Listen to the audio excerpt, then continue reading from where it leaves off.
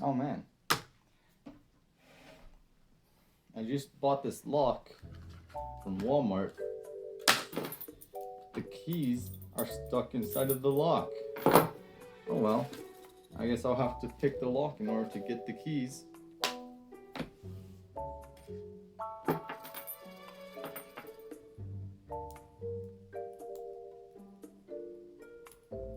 Oh, yo!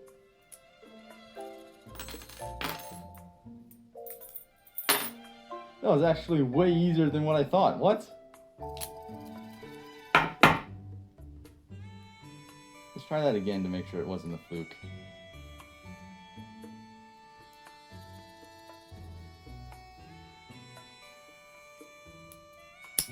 What? That was so easy. Ah, dang it. I was hoping this said pick resistant. Oh well. Alright, here's a different one I got from Walmart. This one does actually advertise that it is pick resistant. So, we'll see if it's any different than the other one. And just like the other one, the keys are locked inside. Oh well, I guess I'll have to pick the lock in order to get the keys.